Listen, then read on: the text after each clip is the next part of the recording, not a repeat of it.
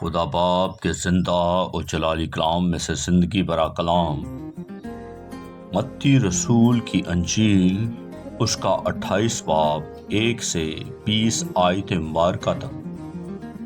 اور سبت کے بعد ہفتے کے پہلے دن پو پھٹتے وقت مریم مگدلینی اور دوسری مریم قبر کو دیکھنے آئی، اور دیکھو ایک بڑا بونچال آیا، کیونکہ خداوند کا فرشتہ آسمان سے اترا اور پاس آ کر پتھر کو لڑکا دیا اور اس پر بیٹھ گیا۔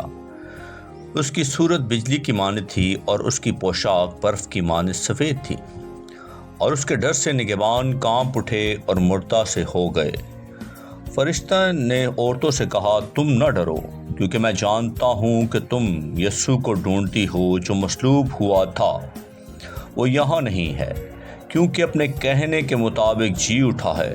آؤ یہ جگہ دیکھو جہاں خداوند پڑا تھا، اور جلد جا کر اس کے شاگردوں سے کہو کہ وہ مردوں میں سے جی اٹھا ہے، اور دیکھو وہ تم سے پہلے گلیل کو جاتا ہے، وہاں تم اسے دیکھو گے۔ دیکھو میں نے تم سے کہہ دیا ہے۔ اور وہ خوف اور بڑی خوشی کے ساتھ قبر سے جلد روانہ ہو کر اس کے شاگردوں کو خبر دینے دوڑیں۔ اور دیکھو یسوع ان سے ملا اور اس نے کہا، سلام۔ انہوں نے پاس آ کر اس کے قدم پکڑے اور اسے سجدہ کیا۔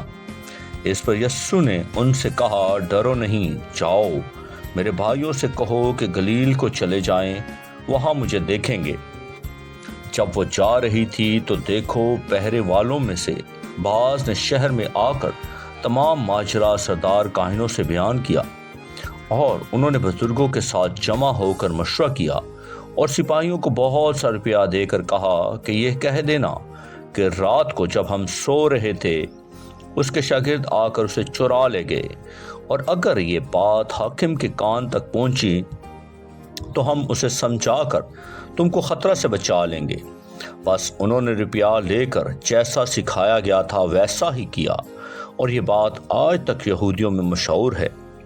اور 11 شاگرد گلیل کے اس پہاڑ پر گئے جو یسوع نے ان کے لیے مقرر کیا تھا، اور انہوں نے اسے دیکھ کر سجدہ کیا، مگر بعض نے شک کیا۔